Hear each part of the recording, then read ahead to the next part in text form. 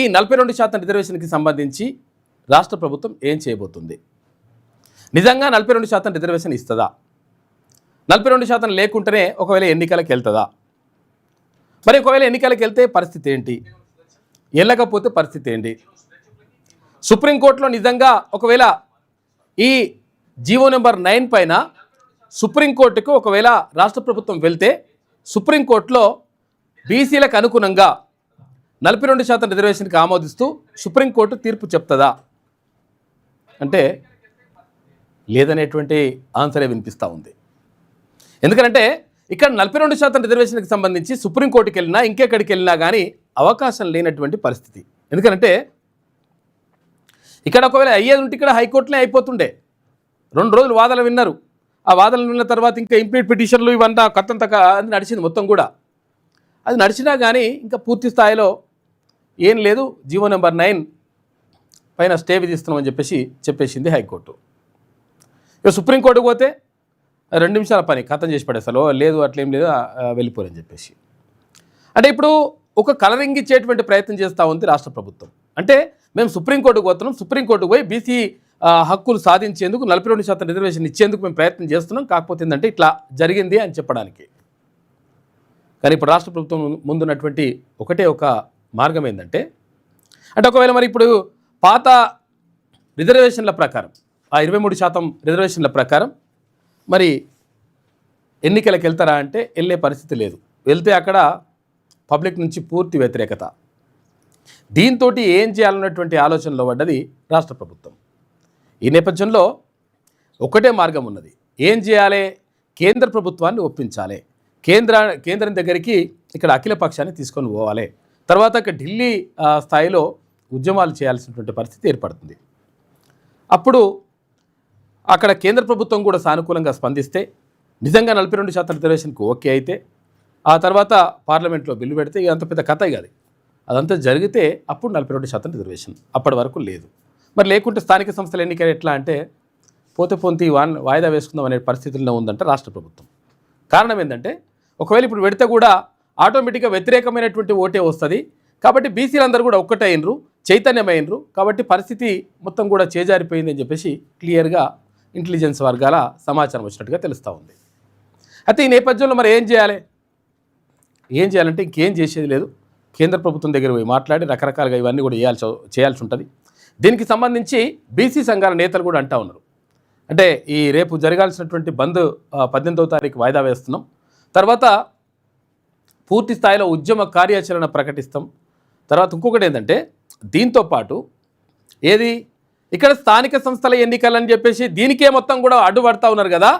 ఇదే ఉద్యమాన్ని చట్టసభల్లో కూడా ఎమ్మెల్యేలు, ఎమ్మెల్సీలు, తర్వాత ఎంపీలకు సంబంధించినటువంటి అంశాన్ని కూడా చట్టసభల్లో కూడా బీసీలకు రిజర్వేషన్ కావాలనేటువంటి ఉద్యమం నడిస్తే బాగుంటుంది అని చెప్పేసి బీసీ సంఘాల జేఏసీ నిన్న ప్రకటించింది. ఇక పరిస్థితి మొత్తం కూడా ఏది ప్రజల చేతిలోకి వెళ్ళిపోయింది. ఎప్పుడైనా ఉద్యమం ఒక నాయకుడి చేతిలో ఉన్నప్పుడు కొంతవరకు ఆ నాయకుడిని మేనేజ్ చేస్తే ఆ ఉద్యమం ఆగేటువంటి పరిస్థితి, లేకపోతే ఇంకేమైనా దారి మళ్ళేటువంటి పరిస్థితి ఉంటుంది. నాయకుడి చేతిలో నుంచి ప్రజల చేతుల్లోకి వెళ్ళిన తర్వాత ఇంకెవ్వడు ఆపేది ఉండదు లెక్క. ఎందుకంటే అగ్గిపుల్ల ముట్టించినప్పుడు ఉప్పు అంటే పోతుంది. ఒకవేళ ఈ అగ్గిపుల్ల ముట్టించిన తర్వాత కొన్ని కట్టెలు తలగబడి పోతుంటే ఆ తర్వాత వచ్చేటువంటి ఎంత పెద్ద గాలి వచ్చినా కానీ ఆ అగ్గికి తోడవుతుంది తప్ప అది మంట నార్పేటువంటి పరిస్థితి ఎక్కడ కూడా ఉండదు. కాబట్టి ఉద్యమం ఉధృతమైనప్పుడు, ప్రజల్లో పూర్తిగా చైతన్యం వచ్చినప్పుడు, బీసీలకు సంబంధించినటువంటి విషయం పైన అవగాహన వచ్చినప్పుడు 100% ఇది ప్రజల ఉద్యమం అవుతుంది. కాబట్టి ఇప్పుడు తెలంగాణ రాష్ట్రంలో బీసీల ఉద్యమం ప్రజల ఉద్యమం అయింది.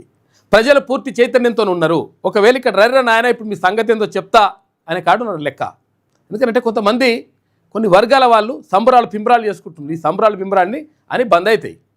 ఎందుకంటే మీరు ఎంత వేస్తే, ఒకవేళ బంతిని ఎంత గట్టిగా కిందికి కొడితే అంత పైకి లేస్తుంది అన్నట్టు, మీరు ఎంత రెచ్చగొడితే అంత మంచిగా జరుగుతుంది ఏది బీసీ ప్రజలకు. కాబట్టి మీరు చేస్తుంది కూడా చాలా సంతోషం, చేసుకోండి. మీరు అట్లా చేస్తేనే కొంతమంది లేవని వాళ్ళు కూడా లేస్తారు, సోయి రాని వాళ్ళు కూడా సోయి వస్తుంది. కాబట్టి అటువంటివి చేయండి, మంచిదే, అది మంచి కార్యక్రమం.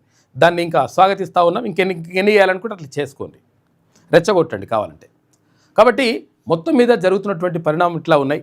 అయితే ఎట్టి పరిస్థితుల్లో బీసీలకు సంబంధించి ఇప్పుడు ఇక్కడ స్థానిక సంస్థలు తర్వాత ఇవన్నీ అనుకుంటాము. ఈడబ్ల్యూఎస్ పేరుతోటి నిన్న చూసినాం కదా మనము కోర్టులలో, అంటే హైకోర్టుకు సంబంధించినటువంటి సబార్డినేట్ ఉద్యోగాలకు సంబంధించి జిల్లాల వారీగా ఉద్యోగాలు తీసుకుంటే మొత్తం కూడా ఈడబ్ల్యూఎస్ 50%, 60%, డైరెక్ట్ 50%, 60%. అరే న్యాయస్థానంలో న్యాయం జరగకపోతే అన్యాయమే జరిగితే ఇంకెడిగోతారా నాయన పరిస్థితి ఏంది? అదే కాదు, ఇంకా అసలు యాక్చువల్గా ఇప్పుడు ఏంది, ఆర్టీసీ డ్రైవర్లకు సంబంధించి, ఈ డ్రైవర్లకు సంబంధించి కూడా మొత్తం రిజర్వేషన్ మొత్తం అక్కడ ఈడబ్ల్యూఎస్, తర్వాత బీసీసీ ఏంటంటే కన్వర్టెడ్ క్రిస్టియన్స్కి బీసీసీ ఇస్తారు. అందులో కూడా అంటే ఒక వర్గానికి అసలు యాక్చువల్గా రిజర్వేషనే వర్తించదు.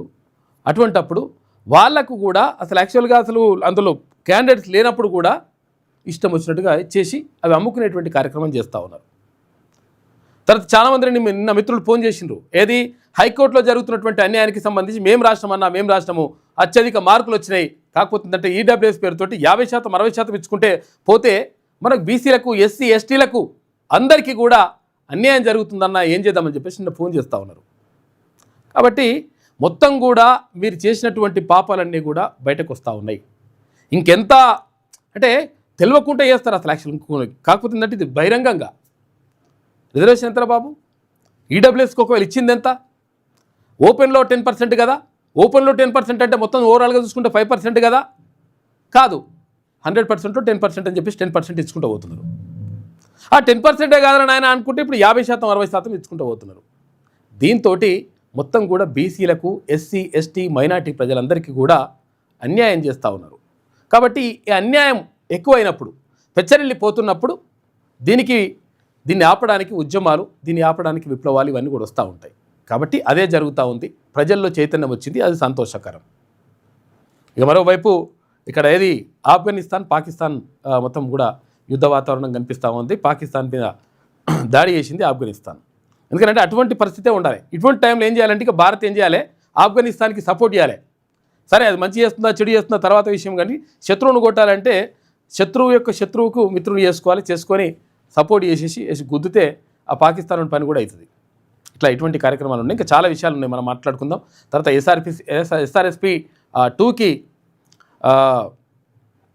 రామరెడ్డి దామోదర్ రెడ్డి పేరు పెడుతున్నట్టుగా నిన్న ముఖ్యమంత్రి ప్రకటించిండు. సంతోషం. ఇట్లనే బీసీ నాయకులకు సంబంధించినటువంటి అంశం పైన వచ్చినప్పుడు కూడా ఇప్పుడు మా నోముల నరసింహయ్య చనిపోయాడు. మరి నోముల నరసింహయ్య పేరు కూడా ఆయన సుదీర్ఘకాలం పాటు సిపిఐ పార్టీలో ఉన్నాడు. తర్వాత అక్కడ రకరకాల సరే ఏదో జరిగినప్పటికీ మరి ఆయన సుదీర్ఘకాలం పాటు పనిచేసిండు, ప్రజల కోసం పనిచేసినటువంటి నాయకుడు. మరి ఆ నోముల నరసింహయ్య పేరు కూడా ఏదో ఒక ప్రాజెక్టుకో లేకపోతే ఏదో ఒక దానికి పెట్టొచ్చు కదా, కానీ పెట్టరు. ఎందుకంటే ఇది బీసీలకు సంబంధించినటువంటి అంశం కాబట్టి అటువంటి చేరనమాట.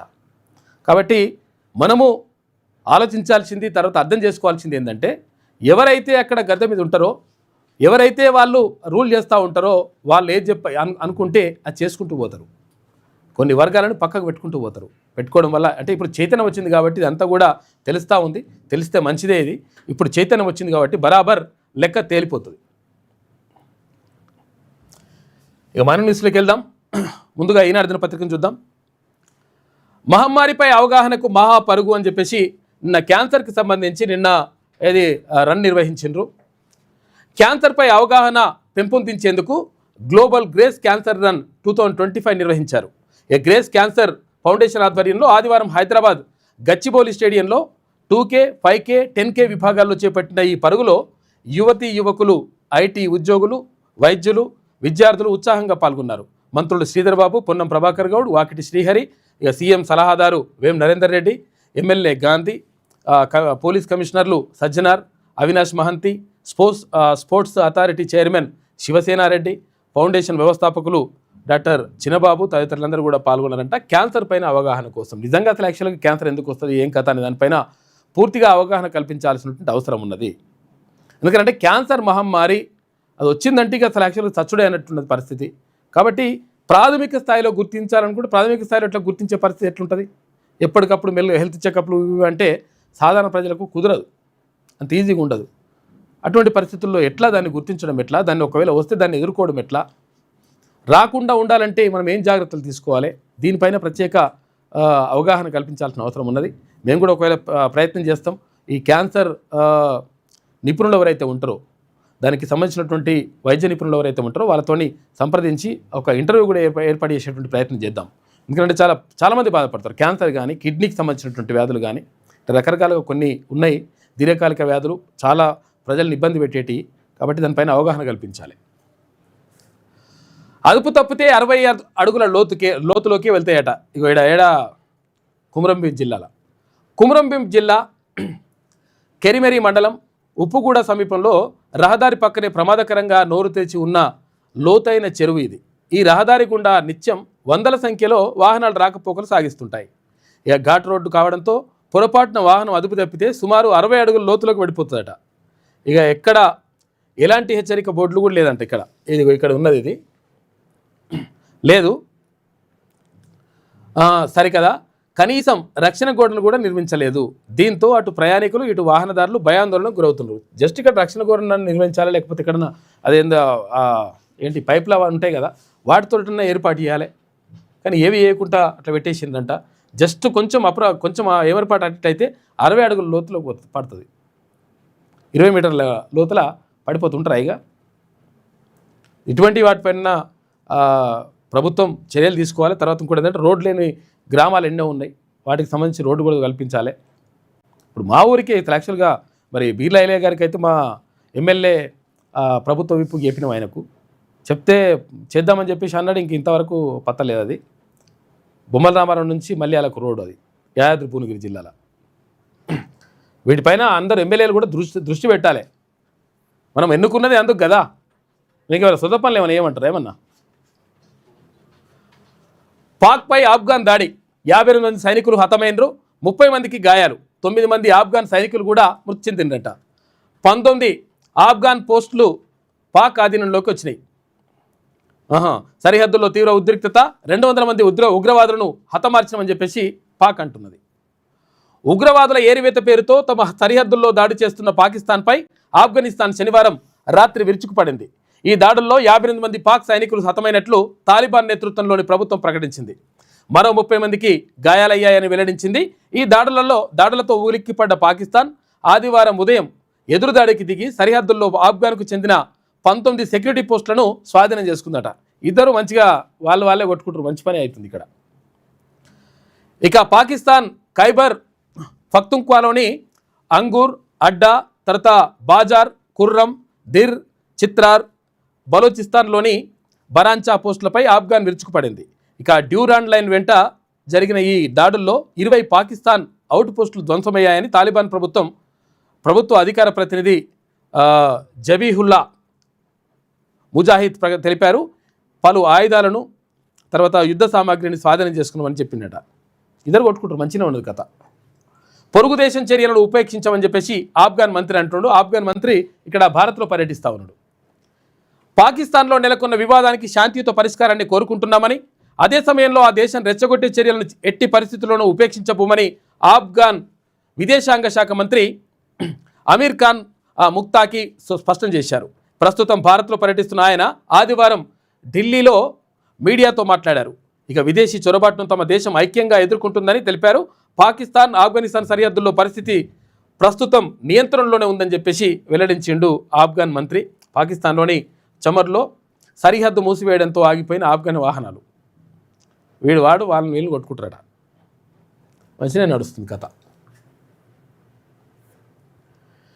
ఇక ఎస్ఆర్ఎస్పీ 2వ దశకు దామోదర్ రెడ్డి పేరు సంతోషం. కాకపోతే ఏంటంటే బీసీ నేతల పేర్లు కూడా ఇట్లే పెట్టరు అట్లా. చూడు, మీరు అబ్జర్వ్ అయ్యారు ఎప్పుడన్నా? కొండా లక్ష్మణ్ బాపూజీ పేరు ఎవరికి లేదు. కొండా లక్ష్మణ్ బాపూజీ పేరు, తర్వాత ఇది సర్దార్ సర్వాయి పాపన్న గౌడ్ పేరు పెడతాం జనగామ జిల్లాకు అని చెప్పిండ్రు. ఇప్పటి వరకు పత్తలేదు. ఎందుకనంటే ఇట్లుంటుందన్నమాట. బీసీ నాయకులకు సంబంధించి బీసీల పేర్లు పెట్టాలంటే ఇట్లుంటుంది లెక్క. పెట్టరు అట్లా. ఈ సంతాప సభలో సీఎం రేవంత్ రెడ్డి ప్రకటన. నల్లగొండ జిల్లాలో సాగునీటి అవసరాల కోసం ఎస్ఆర్ఎస్పీ 2వ దశ స్టేజ్ 2ను తీసుకురావడానికి రామరెడ్డి దామోదర్ రెడ్డి పోరాటం చేశారని, ఈ ప్రాంత కార్యకర్తల ప్రజల కోరిక మేరకు ఈ కాలువకు ఆర్డీఆర్ ఎస్ఆర్ఎస్పీ స్టేజీ 2గా నామకరణం చేస్తున్నామని ముఖ్యమంత్రి రేవంత్ రెడ్డి ప్రకటించారు. అయితే ఈ మేరకు 24 గంటల్లో జీవో ఇస్తామన్నారు. సూర్యాపేట జిల్లా తుంగతుర్తిలో ఆదివారం నిర్వహించిన దామోదర్ రెడ్డి సంతాప సభలో సీఎం ప్రసంగించారు. డిప్యూటీ సీఎం భట్టి విక్రమార్క మంత్రులు ఉత్తమ్ కుమార్ రెడ్డి, కోమటిరెడ్డి వెంకటరెడ్డి, పొంగులేటి శ్రీనివాసరెడ్డి సహా పలువురు ఎమ్మెల్యేలు, ఎమ్మెల్సీలు, పార్టీ నేతలతో కలిసి దామోదర్ రెడ్డి చిత్రపటం వద్ద సీఎం నివాళులర్పించారు. ఈ సందర్భంగా రేవంత్ రెడ్డి మాట్లాడుతూ ఆయన మరణం అత్యంత బాధాకరం, కార్యకర్తలు కాంగ్రెస్ పార్టీ కోసం ఆస్తులను అమ్ముకున్న నిస్వార్థ నాయకుడు అని చెప్పేసి రామరెడ్డి దామోదర్ రెడ్డి గురించి నిన్న మాట్లాడిన ముఖ్యమంత్రి నిన్న ప్రసంగిస్తున్నటువంటి పరిస్థితి అది. ఇక తర్వాత అవును కానీ అసలు యాక్చువల్గా ఇంపార్టెంట్ వార్త ఇది కూడా ముందుగా చెప్పుకోవాల్సింది. ఇక్కడ బీహార్కి సంబంధించి ఏదైతే సీట్ల పంపకం ఉందో సీట్ల పంపకం ఖరారయ్యింది. భారతీయ జనతా పార్టీ 101, తర్వాత జేడీయూ 101, ఈ రెండు పార్టీలు కూడా పంచుకున్నాయంట. తర్వాత ఎల్జేపీఆర్కు 29 స్థానాల్లో పోటీ, మిగిలిన వారికి 12. బీహార్ ఎన్నికలకు ఎన్డీఏ సీట్లు ఖరారు చేసింది. తర్వాత మరి జూబ్లీస్ కూడా ఖరారు చేస్తూ చూడాలి మరి బీజేపీ వాళ్ళు. ఎస్సీ గురుకుల సొసైటీలో 4092 మంది ఉద్యోగుల సేవలు పొడిగింపు అని చెప్పేసి గురుకులాలకు సంబంధించి ఎస్సీ గురుకులాల్లోనే మరి సొసైటీలోనే అక్కడ అవుట్సోర్సింగ్ కాంట్రాక్ట్ ఉద్యోగుల జీతాలు రాలేదంట, 4 నెలల జీతాలు రాలేదంట. చూడరు మరి అది కూడా. 18 కోట్ల రూపాయలతో పారిశ్రామిక వాడల్లో అభివృద్ధి అని చెప్పేసి ఒక వార్త కనిపిస్తూ ఉంది.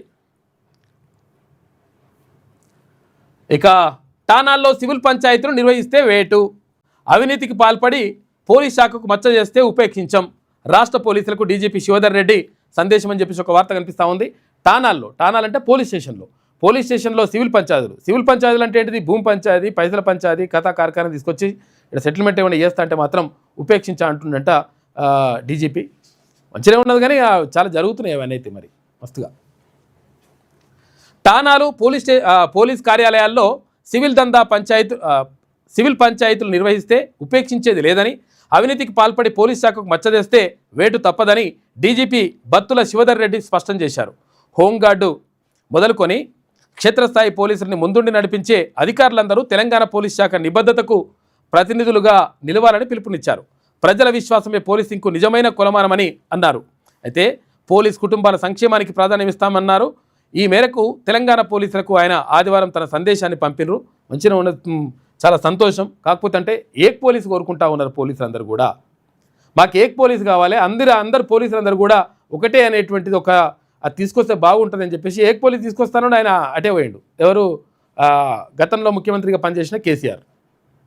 కాబట్టి వాళ్ళు చాలా టీఎస్ఎస్పీ అని, తర్వాత కొన్ని విభాగాల్లో పనిచేస్తున్నటువంటి వారు, ఏఆర్పో కానిస్టేబుల్ కానీ రకరకాల కొన్ని విభాగాల్లో పనిచేస్తున్న వాళ్ళు చాలా ఇబ్బందులు పడుతున్నారు. కనీసం వాళ్ళ కొంతమందికి హెల్త్ కార్డులు కూడా లేవు. తర్వాత ఈ హోంగార్డులకు సంబంధించి కానీ కొంతమందికి చాలా ఇబ్బందులు ఉన్నాయి. కాబట్టి పోలీసులకు సంబంధించి దానిపైన దృష్టి పెట్టండి, వాళ్ళ సంక్షేమం కోసం పనిచేయండి. ఎందుకంటే నిరంతరం 24 గంటల వరకు పనిచేస్తారు అనుకుంటే ఇక్కడ జర్నలిస్టులు పనిచేస్తారు, అక్కడ పోలీసులు పనిచేస్తారు, అక్కడ డాక్టర్లు. కొంతమంది 24 గంటలు పనిచేయాల్సి ఉంటుంది. అట్లా పనిచేసే వాళ్ళ పోలీసులు కూడా ఉంటారు కాబట్టి, ఇక్కడ జర్నలిస్టులు కూడా ఉంటారు కాబట్టి, సరే జర్నలిస్టులు అంటే మీకు సంబంధం లేని విషయం కాబట్టి పోలీసులకు సంబంధించి సంక్షేమం గురించి ఆలోచించండి, ప్రభుత్వానికి నివేదిక పెట్టండి, వాళ్ళ సంక్షేమం కోసం చేయండి. ఎందుకంటే వాళ్ళకు అవి ఏరియాస్ అటే ఉన్నాయంట, తర్వాత సరెండర్స్ రాలేదంటే చాలా ఇబ్బంది పడుతున్నారు. పిల్లల ఫీజులు కట్టాలంటే కూడా చాలా ఇబ్బంది పడుతున్నామని చెప్పేసి చాలామంది ఫోన్లు చేస్తూ ఉన్నారు. కాబట్టి మీరు దానిపైన కూడా దృష్టి పెడితే మంచిగా ఉంటుంది. 42% రిజర్వేషన్ల కోసం బీసీజేఏసీ ఏకతాటిపైకి ఆర్ కృష్ణయ్య, జాజల శ్రీనివాస్ గౌడ్ మరింత బలంగా ఉద్యమిస్తామని వెల్లడి. 13న దిగ్బంధం రద్దు చేసుకున్నారు. 14 నాటి బంద్ 18వ తారీఖు వాయిదా వేసిండ్రు. రాష్ట్రంలో బీసీలకు 42% రిజర్వేషన్ అందకుండా చేస్తున్న కుట్రలను అడ్డుకునేందుకు తెలంగాణ బీసీజేఏసీని ఏర్పాటు చేసినట్లు బీసీ సంక్షేమ సంఘాల జాతీయ అధ్యక్షునిగా ఉన్న ఆర్ కృష్ణయ్య, జాజుల శ్రీనివాస్ గౌడ్ సంయుక్తంగా ప్రకటించారు. బీసీలకు స్థానిక సంస్థల ఎన్నికల్లోనే కాకుండా విద్యా ఉద్యోగాల్లోనూ 42% రిజర్వేషన్ సాధించేదాకా జేఏసీ ఉద్యమిస్తుందని స్పష్టం చేశారు. ఆదివారం హైదరాబాద్ లక్డికప్పుల్లోని ఓ హోటల్లో సమావేశమైన బీసీ నేతలు జేఏసీగా ఏర్పడి ఉద్యమించాలని నిర్ణయం తీసుకున్నారు. ఇది కథ. కాబట్టి ఇక్కడ బీసీలకు సంబంధించి మొత్తం కూడా బీసీ సంఘాలు, బీసీ పార్టీలు, బీసీల ప్రజా సంఘాలు అందరూ కూడా మొత్తం కూడా ఏకతాటిపైకి వస్తూ ఉన్నాయి. ఏకతాటిపైకి వస్తూ ఉన్నాయంటే ఉద్యమాన్ని ఉధృతం చేసే దిశగా ముందుకెళ్తా ఉన్నాయి. ఎందుకంటే ఇప్పుడంతా ప్రజలంతా చైతన్యంతో ముందుకెళ్తా ఉన్నారు. కాబట్టి ఇప్పుడు ఈ రిజర్వేషన్ ఇక్కడనే కాదురా నాయన, మాకు చట్టసభల్లో కూడా కావాలి, ఇక్కడ ఏది ఎమ్మెల్యేలు ఎమ్మెల్సీలు ఎంపీల్లో కూడా అక్కడ కూడా వాటా కావాలి, మేమెంతో మాకంత అనేటువంటి నినాదం మరి చెప్పి సపరేట్గా పక్క కూకుంటే కాదు, 100% ఇది అమలు చేయాలని చెప్పేసి డిమాండ్ చేస్తూ ఉన్నారు. దీనికి సంబంధించి ఉద్యమ కార్యాచరణ ప్రకటిస్తున్నారని చెప్పి చెప్తా ఉన్నారు. సంఘీభావం చాటుతున్న బీసీ సంఘాల నేతలు అల్లంపల్లి, రామకోటి, ఇక గణేష్ చారి, గుజ్జ సత్యం, దాసు సురేష్, రాజారాం యాదవ్, జాజుల శ్రీనివాస్ గౌడ్, ఆర్ కృష్ణయ్య, విజిఆర్ నారగోని, గుజ్జ కృష్ణ, విక్రమ్ గౌడ్, నీలా వెంకటేష్ తదితరులందరూ కూడా నిన్న అభివాదం చేస్తూ ఉన్నారు. 42% బీసీ రిజర్వేషన్ల కోసం ప్రత్యేకంగా జేఏసీని కూడా ఏర్పాటు చేస్తాం. తెలంగాణ ఉద్యమం ఎట్లయిందో తెలంగాణ ఉద్యమం కంటే ఉధృతంగా నడిపించేందుకు ప్రయత్నాలు జరుగుతూ ఉన్నాయి. అన్ని సంఘాలు కలిసి, అన్ని పార్టీలు కలిసి. ఏది ఇక్కడ బీసీలకు సంబంధించినటువంటి విషయాల్లో తెలంగాణ రాజ్యాధికార పార్టీ కూడా 100% దీనిపైన దృష్టి పెడతామని చెప్పేసి తీర్మానం క్లియర్గా ప్రకటించాడు. ఇప్పటికే ధాన్యం దడిస్తే నిర్వాహకులకదే బాధ్యత అని చెప్పేసి కొనుగోలు కేంద్రాలు, మిల్లర్లకు మార్గదర్శకాలు జారీ చేసిరట. 22 నుంచి పత్తి కొనుగోలు కేంద్రాల ఏర్పాటుకు CCI సన్నాహకాలు చేస్తుంది. ఇక RSS కవాతుతో బండి సంజయ్ అని చెప్పేసి ఒక వార్త కనిపిస్తూ ఉంది. RSS కవాతులో పాల్గొన్నాడు నిన్న బండి సంజయ్.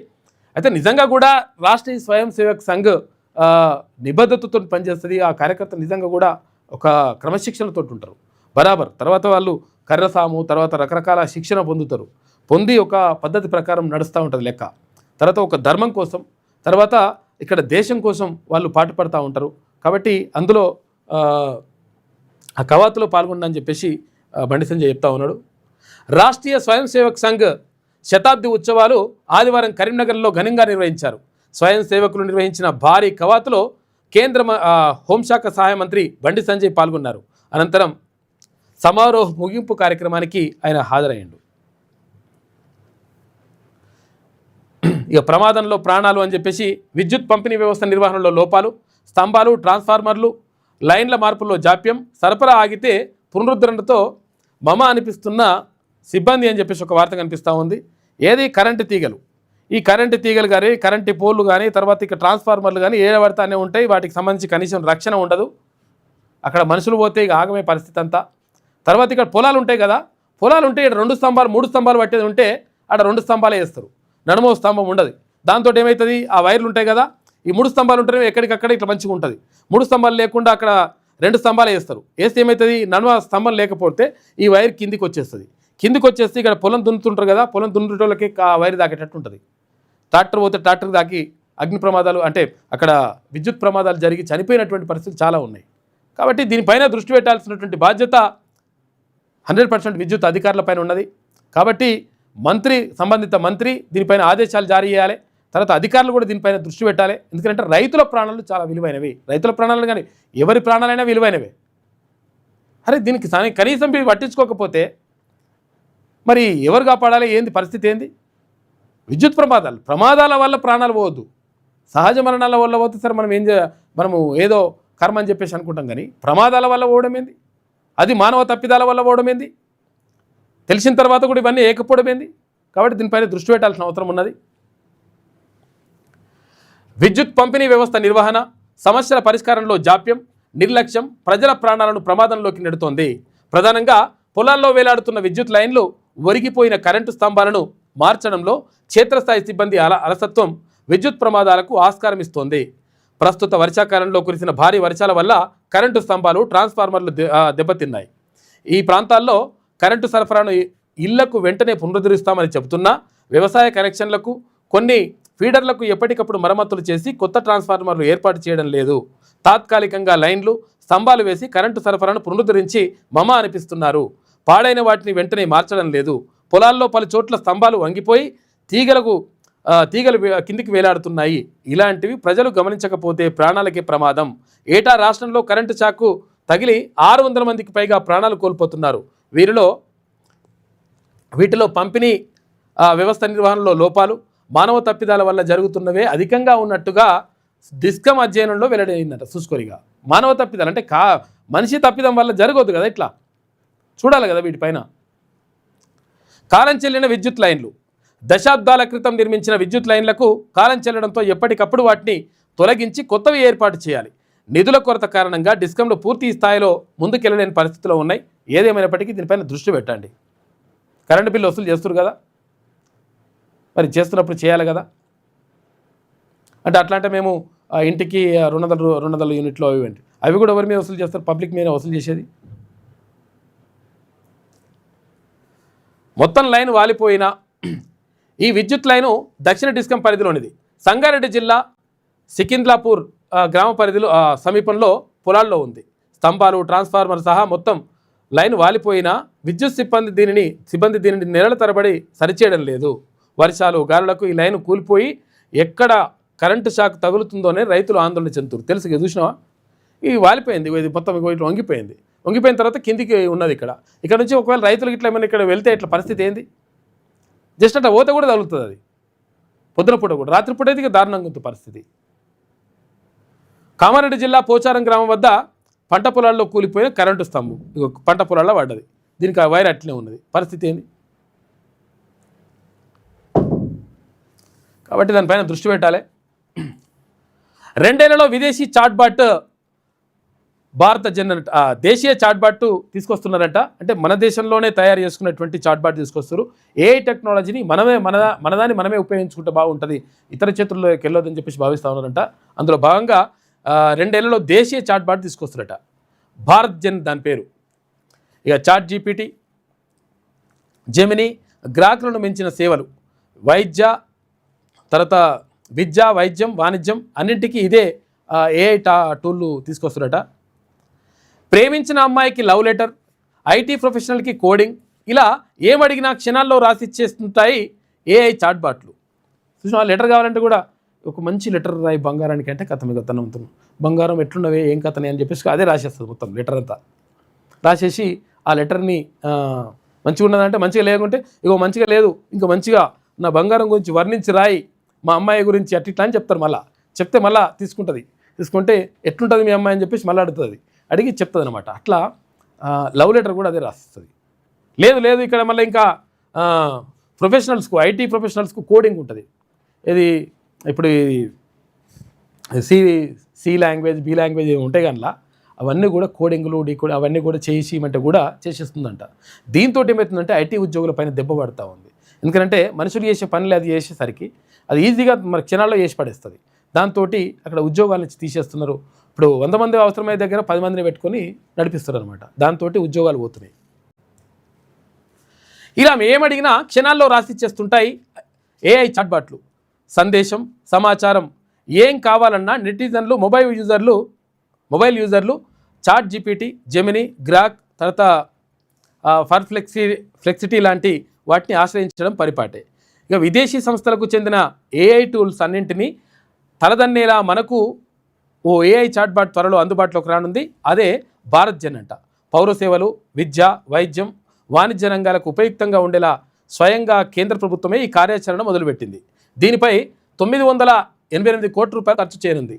ఐఐటి బాంబే ఈ ప్రాజెక్ట్ నేతృత్వం వహిస్తుండగా, అయితే హైదరాబాద్, మద్రాస్, మండి, తర్వాత కాన్పూర్ ఐఐటీలు, ఇందౌల్ ఐఐఎం భాగస్వాములుగా వ్యవహరిస్తున్నాయి. ఏఐ టూల్స్ తయారీ, సాఫ్ట్వేర్ రూపకల్పనలో IIIT హైదరాబాద్ కీలక పాత్ర పోషిస్తోందట. 2 ఏళ్లలో ఈ దేశీయ చాట్బాట్ని అందుబాటులోకి తేవాలనే లక్ష్యంతో పనిచేస్తున్నారంట. ఇది దేశీయంగా కూడా వచ్చేస్తుందంట. ఇప్పుడు జెమినీ, తర్వాత చాట్ జీపీటీ, గ్రాక్ ఇటువంటి అన్నీ ఉన్నాయి కదా, వీటన్నిటికీ బదులుగా భారత్ జన్ అని చెప్పేసి తీసుకొస్తున్నారంటే కేంద్ర ప్రభుత్వం. మరింత మెరుగ్గా ఉంటాయంట సేవలు కూడా. ఇది ఈనాడులో ఉన్నటువంటి ప్రధాన కథనాలు. అయితే ఒకసారి వెలుగు దినపత్రిక చూద్దాం. ఇక చలి కొంతవరకు స్టార్ట్ అవుతుందంట ఇప్పుడే. ఎందుకంటే వానలు కొట్టినాయి ఇంకా వానలు పూర్తి కాలేదు, అయినా కానీ ఇక చలి కొంత స్టార్ట్ అయిపోతుంది. ఇప్పుడు ఏంది ఇది? అక్టోబర్ నెల, నవంబర్, డిసెంబర్లో అయితే ఇంకెక్కువ ఉంటుంది. అసలు యాక్చువల్గా ఇప్పుడు అక్టోబర్ నుంచే స్టార్ట్ అవుతున్నట్టున్నాయి. 16 డిగ్రీలకు పడిపోతున్న రాత్రి టెంపరేచర్. పొద్దునప్పుడు అయితే ఎండ కొడుతుంది, రాత్రిపూట మళ్ళీ చలి పెడుతుంది. అదొకటి. వచ్చే మూడు రోజులు వర్షాలకు ఛాన్స్ ఉందంట. రాష్ట్రంలో చలి క్రమంగా పెరుగుతున్నది. నైరుతి ఋతుపవనాల కాలం అయిపోవడం, వర్షాలు చాలా వరకు తగ్గుముఖం పట్టడంతో రాత్రిపూట చలిగాలులు వీస్తున్నాయి. 6 జిల్లాల్లో చలి తీవ్రత కొంచెం ఎక్కువగానే నమోదవుతుందంట. సంగారెడ్డి, రంగారెడ్డి, వికారాబాద్, మెదక్లలో 16 డిగ్రీల మేర రాత్రి టెంపరేచర్ నమోదయ్యాయి.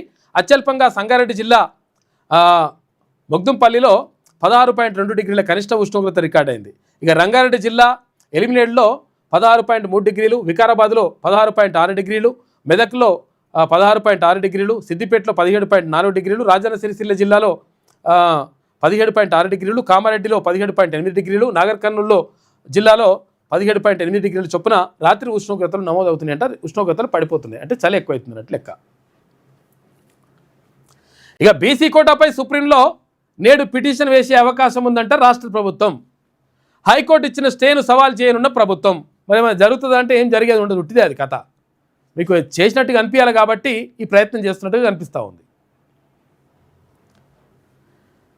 ఇప్పటికే సీనియర్ అడ్వకేట్లు సింఘ్వి, దవేలతో చర్చించిన సీఎం రేవంత్ రెడ్డి ఇక ఢిల్లీకి వెళ్లనున్న PCC chief Mahesh Kumar Goud.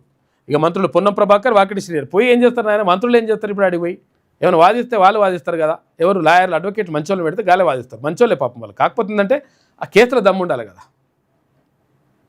Case ఒకటి ఉంది, కొట్లాడు అంటే ఎడ కొట్లాడతారు? స్థానిక ఎన్నికల్లో 42% బీసీ రిజర్వేషన్ల కోసం తెచ్చిన జీవో నెంబర్ 9పై హైకోర్టు స్టే ఇచ్చిన స్టేను సుప్రీంకోర్టులో సవాల్ చేసేందుకు రాష్ట్ర ప్రభుత్వం సిద్ధమైంది. ఈ మేరకు సోమవారం స్పెషల్ లీవ్ పిటిషన్ దాఖలు చేసే అవకాశం ఉంది. ఇప్పటికే సుప్రీంకోర్టు సీనియర్ అడ్వకేట్లు అభిషేక్ మను సింఘ్వి, సిద్ధార్థ్ దవేతో కూడినతో సీఎం రేవంత్ రెడ్డి చర్చించారు. రిజర్వేషన్ల విషయంలో Indira Sawhney versus union government కేసులో గతంలో సుప్రీం ఇచ్చిన తీర్పు బీసీ రిజర్వేషన్లకు అడ్డంకి కాదని రాష్ట్ర ప్రభుత్వం వాదనలు వినిపించాలని భావిస్తుందట. విద్య, ఉపాధి రంగాల్లో మాత్రమే రిజర్వేషన్లు 50% దాటొద్దని ఆ తీర్పు చెప్తున్నదనే అంశాన్ని న్యాయస్థానానికి నివేదించే అవకాశం ఉందట. విద్యా ఉద్యోగాల్లో అని చెప్పేసి అంటారు, ఈ ఈడబ్ల్యూఎస్ తీసుకొస్తారు. ఈడబ్ల్యూఎస్ తీసుకొచ్చి 50% దాటినా 60కి పాయే. అయినా ఏం కాదంట, వాళ్ళకి దాటితే ఏం కాదు, బీసీ ఎస్సీ ఎస్టీలకు దాటితేనే ప్రమాదం. చాలా డేంజర్ అని అట్లుంటుందన్నట్టు లెక్క. ఈ అన్ని అంశాలను పొందుపరుస్తూ సుప్రీంకోర్టులో పిటిషన్ దాఖలు చేయనున్నట్లు ప్రభుత్వ వర్గాలు తెలిపాయి. ఈ నేపథ్యంలో పీసీసీ చీఫ్ మహేష్ కుమార్ గౌడ్ నేతృత్వంలో మంత్రులు పొన్నం ప్రభాకర్, వాకిటి శ్రీహరి అధికారులు సోమవారం ఢిల్లీ వెళ్లనున్నారు. తొలుత న్యాయ నిపుణులతో భేటీ తర్వాత హైకోర్టు స్టేపై సుప్రీంకోర్టులో పిటిషన్ దాఖలు చేయనున్నట్లుగా సమాచారం అంటూ ఒక వార్త కనిపిస్తూ ఉంది. అది కథ. వడ్లు లేవు, బియ్యం లేవు, వేల కోట్ల రూపాయలు లూటీ చేసిండ్రు. ఏది? ఫేక్ క్రష్ సీట్లతో మిల్లర్లు స్కామ్ చేసిండ్రు. 10 ఏళ్ల నుంచి ఇదే కథ. చూసుకోగా వడ్లు లేవు, బియ్యం లేవు, ఏం లేకున్నా పైసలు మంచి మాత్రం వసూలు చేసి పడేసినట. ఇంత దొంగలు ఉన్నారు. ఇవే కాదు, ఇంకా పిఎస్సి సెంటర్లలో పిఎస్సి ఉన్నాయి కదా, పిఎస్సిల్లో చాలా గత ప్రభుత్వంలో అంటే బీఆర్ఎస్ ప్రభుత్వం ఉన్నప్పుడు అవకతవకలు జరిగినాయి. అవన్నీ కూడా బయటకు వస్తూ ఉన్నాయి. మొన్న కొన్ని ఏది ఇక్కడ తుంగతుర్తిలో బయటకు వస్తే ఇప్పుడు మళ్ళీ ఇంకా ఏది ఇక్కడ కూడా నడుస్తుంది, ఇంకా ఎంక్వైరీ నడుస్తుందంట. రకరకాల ఎంక్వైరీలు నడుస్తూ ఉన్నాయి. దానిపైన మొత్తం వివరాలన్నీ తీస్తూ ఉన్నారు. మేము కూడా తీస్తున్నాం ప్రత్యేకంగా. ఏది ఇక్కడ దేవరకొండ తర్వాత తదితర ప్రాంతాల్లో నల్గొండ జిల్లా కానీ ఇక్కడ మహబూబ్నగర్ జిల్లాలో కానీ కొన్ని చోట్ల జరిగినటువంటి అవకతవకలు మొత్తం కూడా మామూలుగా కాదు. కోట్ల రూపాయలు భూములు లేకుండానే భూములు ఉన్నాయి. భూములకు ఫేక్ డాక్యుమెంట్లు క్రియేట్ చేసి దాంట్లో బ్యాంక్ అధికారులు కూడా కుమ్మక్కై, బ్యాంక్ అధికారులు ఏమో ఈ ఫేక్ డాక్యుమెంట్లని బ్యాంక్ అధికారులకు తెలిసిన వాళ్ళు లోన్లు ఇచ్చేస్తారు. తర్వాత ఫేక్ డాక్యుమెంట్లు క్రియేట్ చేసి భూములు ఉన్నాయి, తర్వాత ఏది ఆ సర్వే నెంబర్లు ఉన్నాయి, అయినా కానీ అవి క్రియేట్ చేసి కొంతమంది కోట్ల రూపాయలు కొల్లగొట్టిండ్రు. వాళ్ళు తీసుకున్నటువంటి రుణాలు ఏవైతే ఉంటాయో పంట రుణాలు, ఆ పంట రుణాలు మొన్న రాష్ట్ర ప్రభుత్వం మాఫీ చేసింది. ఈ 21,000 కోట్లు మాఫీ చేసింది కదా, అన్ని కొన్ని వేల కోట్ల రూపాయలు అందులో ఇవే ఉన్నాయి. ఏవి? ఫేక్ డాక్యుమెంట్లతో చేసినాయి. ప్రభుత్వం చేస్తుంది మంచి కార్యక్రమం అనుకుంటే ఇంకో పరిస్థితి కూడా ఇట్లున్నది. దాన్ని కూడా అబ్జర్వ్ చేయాలి కదా, దాని మీద ఎంక్వైరీ కూడా జరగాలి కదా. ఈ దేవరకొండ ప్రాంతంలో కొన్ని ఉన్నాయి కానీ నడుస్తున్నాయి. అవన్నీ చూసి ఇక ఫేక్ ట్రక్ షీట్లతో మిల్లర్ల స్కామ్ 10 ఏళ్ల నుంచి ఇదే కథ నడుస్తుందట. కౌలు రైతుల కోసం కేటాయించిన ఆప్షన్తో దందా, కుటుంబ సభ్యులు తెలిసినోళ్ల పేర్లు చేర్చి 2,000 కోట్ల రూపాయలకు పైగా దోపిడీ, సహకరించిన కొందరు ఆఫీసర్లు, సెంటర్ల నిర్వాహకులు. ఇక సీఎంఆర్బిఎం ఇవ్వకపోవడం వెనుక మతలబు ఇదే. విజిలెన్స్ ఎన్ఫోర్స్మెంట్ తనిఖీల్లో బయటపడుతున్న భాగోతాలని చెప్పేసి ఇట్లా కథ నడుస్తుంది. నిరుడు డిసెంబర్లో సూర్యాపేట జిల్లాలోని 4 మిల్లులపై దాడులు నిర్వహించగా 2 మిల్లుల్లో భారీ అక్రమాలు జరిగినట్లు గుర్తించారు. తిరుమలగిరిలోని సూర్యాపేట రైస్ మిల్ అసోసియేషన్ జిల్లా అధ్యక్షుడు ఇమ్మడి సోమనర్సయ్యకు చెందిన Santoshimata rice mill, Raghurama rice industries దాదాపు 220 కోట్ల రూపాయల సీఎంఆర్ రైస్ పక్కదారి పట్టినట్లుగా అధికారులు తెలిసి 220 కోట్ల రూపాయలట చూసుకోగా. వీటితో పాటు కోదాడ శ్రీ వెంకటేశ్వర రైస్ మిల్లో 90 కోట్ల రూపాయలు సీఎంఆర్ రైస్ బియ్యం మాయమైనట్లు గుర్తించారు. మొదట్లో మరాడించిన వడ్లను అమ్ముకొని సీఎంఆర్ ఎగవేశారని భావించగా ప్రస్తుతం ఫేక్ ట్రాక్ షీట్ల వ్యవహారం వెలుగులోకి రావడంతో సూర్యాపేట జిల్లాలోనూ మరోసారి తనిఖీలు చేపట్టేందుకు విజిలెన్స్ అండ్ ఎన్ఫోర్స్మెంట్ అధికారులు రెడీ అవుతున్నారట. ఈడీ వస్తున్నది దీనికి. రాష్ట్రంలో వడ్ల కొనుగోలు కేంద్రాలను అడ్డాగా చేసుకొని మిల్లర్లు నడిపిన భారీ స్కామ్ పడింది. వడ్లు కొన్నట్టుగా రికార్డులు చూపించి వేల కోట్ల రూపాయలు దోచేశారు. ఫేక్ టక్ షీట్లతో జరిగిన ఈ దందా వెనుక సూత్రధారులు రైస్ మిల్లర్లు కాగా వీరికి కొందరు అగ్రికల్చర్ ఆఫీసర్లు, సెంటర్ల నిర్వాహకులు, సివిల్ సప్లైస్ ఆఫీసర్లు సహకరించినట్లుగా తేలింది. గత బీఆర్ఎస్ ప్రభుత్వం హయాంలో మొదలైన ఈ దందా ఇప్పటికీ కొనసాగుతున్నది. వడ్లు కేటాయించినట్లు రికార్డులో ఉండడం కానీ ఆ మేరకు కస్టమ్స్ మిల్లింగ్ రైస్ రాకపోవడంతో ఇటీవల సివిల్ సప్లైస్ కొత్త commissioner Stephen Ravindra vigilance enforcement తనిఖీలకు ఆదేశించారు. ఇక జిల్లాలో తనిఖీలు ప్రారంభించగానే ఈ స్కామ్ బయటపడింది. గత 10 ఏళ్లుగా మిల్లర్లు ప్రభుత్వానికి బియ్యం ఇవ్వకపోవడం వెనుక అసలు మతలబు ఇదే అని విషయం వెలుగులోకి వచ్చింది. ఎంక్వైరీ ఆఫీసర్లు తీగ లాగిన కొద్దీ ఒక్కో డొంక కదులుతున్నది. ఇలా ఫేక్ ట్రాక్ షీట్లతో పక్కదారి పట్టిన నిధులు 2000 కోట్ల రూపాయలకు పైగా ఉన్నట్లుగా అధికారులు ప్రాథమికంగా అంచనా వేస్తున్నారు. ఇక 10 ఏళ్లలో ఇబ్బడి ముబ్బడిగా రైస్ మిల్లులు రైతులు పండించిన వడ్లను మద్దతు ధరకు కొనుగోలు చేయాలనే ఉద్దేశంతో వానాకాలం, యాసంగి సీజన్లలో రాష్ట్ర ప్రభుత్వం గ్రామాన కొనుగోలు కేంద్రాలను ఏర్పాటు చేస్తున్నది. రైతుల సౌలభ్యం కోసం సెంటర్ల సంఖ్యను పెంచుతూ వస్తున్నది. రాష్ట్ర వ్యాప్తంగా ఈ వానాకాలం సీజన్లో 8,000కు పైగా కొనుగోలు సెంటర్లను ఏర్పాటు చేయబోతున్నది. వడ్ల సేకరణ కోసం ప్రభుత్వం ఒక్కో సీజన్లో తక్కువ 20,000 కోట్ల రూపాయలకు పైగా నిధులను ఖర్చు చేస్తున్నది. కాగా ఉమ్మడి ఏపీలోని నష్టాల బాట పట్టిన రైస్ మిల్లర్లు ఒక దశలో మూసివేసే పరిస్థితికి చేరుకున్నాయి. కానీ తెలంగాణ రాష్ట్రం ఏర్పడి బీఆర్ఎస్ అధికారంలోకి వచ్చాక ఒక్కసారిగా సీన్ మారిపోయింది. సర్కారే వడ్లను కొని ఎలాంటి బ్యాంక్ గ్యారంటీ లేకుండా కోట్ల రూపాయల విలువైన రైస్ మిల్లర్లకు కేటాయించడం మొదలైంది. దీంతో దందా మొదలైంది. 1000 కోట్ల రూపాయలు మొత్తం కూడా ఖతం చేసి పడేసి దొంగలు వీళ్ళని పట్టుకోవాలి. మొత్తం ఎక్కడికక్కడ 6 రోజులుగా మార్చిలోనే ఉందంట ఐపీఎస్ అధికారి. దళిత ఐపీఎస్ అధికారి అనేటువంటి వివక్షతోటి ఆయనని బాగా హింసించి రకరకాలుగా వేధించి ఆయన ఆత్మహత్యకు కారణమయ్యారట. 6 పేజీల అది ఆత్మహత్య లేఖ కూడా రాసిండు, సూసైడ్ నోట్ రాసిండు ఆయన. కుటుంబ సభ్యులు ఎట్టి పరిస్థితుల్లో అది పోస్ట్ మార్టం చేయడానికి వీల్లేదు. ఫస్ట్ అక్కడ డీజీపీని తర్వాత అక్కడ ఉన్నటువంటి అధికారులు ఎవడైతే ఉన్నాడో వాళ్ళకు ఫస్ట్ శిక్ష పడాలని చెప్పేసి వాళ్ళు డిమాండ్ చేస్తున్నారు. తెలుగాయనే పాపం. Haryana IPS officer Puran Kumar suicide కేసులో డీజీపీ శత్రుజిత్ను తర్వాత రోహ్తక్ మాజీ ఎస్పీ సురేంద్రను అరెస్టు చేయాల్సిందేనని బాధిత కుటుంబ సభ్యులు రాష్ట్ర ప్రభుత్వాన్ని డిమాండ్ చేశారు. అప్పటి వరకు డెడ్ బాడీకి పోస్ట్ మార్టం నిర్వహించేందుకు ఒప్పుకోమని చెప్పేసి చెప్పినట. ఫస్ట్ వాళ్ళని అరెస్ట్ చేయాలండి, డీజీపీని, తర్వాత అక్కడ ఇంకో ఆఫీసర్ని, ఎస్పీని. ఇక బీజేపీ జేడీయూ 101 సీట్ల చొప్పున పంపకాలు జరిగినాయి.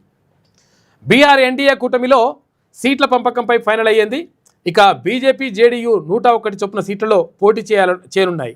ఇక ఎల్జేపీకి 29 సీట్లు, రాష్ట్రీయ లోక్ మోర్చా, హిందుస్థాన్ అవామ్ మోర్చా పార్టీలకు 16 చొప్పున సీట్లు కేటాయించారట.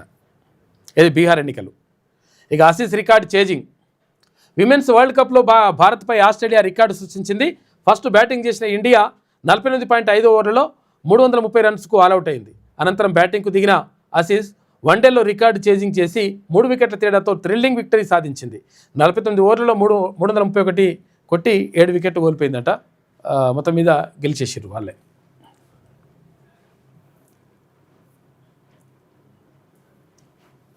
చూసారు కదా, అది సుప్రీంకోర్టులో అదేం నడవదు లెక్క.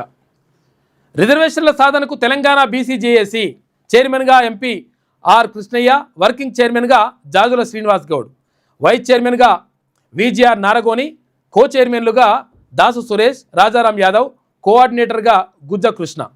ఇక బీసీ సంఘాలు, మేధావులు, ఉద్యోగులు సమావేశమై జేఏసీగా ఆవిర్భవించిన నిన్న స్థానిక ఎన్నికల్లోనే కాదు చట్టసభల్లోనూ బీసీ కోటా కోసం ఉద్యమిస్తామని ప్రకటించారు. ఈ నెల 13న నేషనల్ హైవేల దిగ్బంధం, 14న రాష్ట్ర బంధు వాయిదా వేసిండ్రు. ఇక ఉమ్మడిగా ఈ నెల 18న రాష్ట్ర బంద్కు పిలుపునిస్తా ఉన్నారు. దేశాన్ని కదిలించేలా ఉద్యమిస్తాం అని చెప్పేసి ఆర్ కృష్ణయ్య అంటుండు. అసలు యుద్ధం ఇప్పుడే మొదలైందని చెప్పేసి జాజుల శ్రీనివాస్ గౌడ్ అంటుండు. మొత్తం మీద బీసీ జేఏసీ ఏర్పాటైంది 42% రిజర్వేషన్ సాధన కోసం. ఇక బీజేపీ పూజకు పనికిరాని పువ్వు అని చెప్పేసి ఇక్కడ కేటీ రామారావు అంటున్నాడు. ఆ పార్టీలో రాష్ట్రానికి రూపాయి పని జరగలేదు అని చెప్పేసి కేటీ రామారావు అంటుంటే, జూబ్లీహిల్స్లో కాంగ్రెస్ బీజేపీలకు ఓటేస్తే మోరీల్లో వేసినట్లే అంట. మరి ఈయనకేస్తే ఏదైతుందో. కేసీఆర్ సీఎం అయితేనే మళ్ళీ అభివృద్ధి అని చెప్పేసి వ్యాఖ్యానిస్తున్నాడు. ఇక బీఆర్ఎస్ ప్రజలకు పనికిరాని పార్టీ అని చెప్పేసి ఇక్కడ ఏలేటి మహేశ్వర్ రెడ్డి అంటుండు. అది అనేక స్కాముల్లో ఇరుక్కున్నది. గత పార్లమెంట్ ఎన్నికల్లో ఒక్క సీటు గెలవలేదు. భవిష్యత్తులో బీజేపీదే అధికారం అనే ధీమా. హామీల అమలుపై కాంగ్రెస్ సర్కార్ చర్చకు సిద్ధమా అని చెప్పేసి సవాల్ విసురుతూ ఉన్నారు. ఇక జూబ్లీహిల్స్ బైపోల్కు ఇవాళ నోటిఫికేషన్ విడుదలవుతూ ఉంది. ఈ నెల 21 వరకు నామినేషన్ల స్వీకరణ, ఎన్కోర్ పోర్టల్ ద్వారా డిజిటల్ నామినేషన్ సమర్పణకు అవకాశం ఇస్తున్నట. ఈ నెల 22న నామినేషన్ల పరిశీలన, 24 వరకు విత్డ్రాకు ఛాన్స్ ఉన్నది. వచ్చే నెల 11న ఎలక్షన్, 14లో రిజల్ట్స్ ఉంటాయి. జూబ్లీహిల్స్ అసెంబ్లీ నియోజకవర్గం బై ఎలక్షన్ కోసం ఎన్నికల సంఘం సోమవారం నోటిఫికేషన్ విడుదల చేయనున్నది. ఇవాళ ఈ నెల 21 వరకు నామినేషన్ల స్వీకరణ కొనసాగుతుంది. ఈ వ్యవధిలో ప్రభుత్వ సెలవు దినాలు మినహా అన్ని రోజుల్లో అభ్యర్థులు తమ నామినేషన్లు షేక్పేట ఎంఆర్ఓ కార్యాలయంలో ఏర్పాటు చేసిన రిటర్నింగ్ ఆఫీసులో సమర్పించవచ్చు. ఎన్నికల అధికారులు నామినేషన్ల ప్రక్రియ సక్రమంగా జరిగేలా అన్ని ఏర్పాట్లు పూర్తి చేశారు. అభ్యర్థులు, రాజకీయ పార్టీలు అందుబాటులో ఉన్న నిబంధనలు ఖచ్చితంగా పాటించాలని అధికారులు సూచించారు. ఈ నెల 22న నామినేషన్ల పరిశీలన ఉంటుందంట. ఇవాళ నామినేషన్లు స్టార్ట్ అయిపోతాయి. నోటిఫికేషన్ విడుదలవుతుంది, నామినేషన్లు కూడా రెడీ అవుతాయి.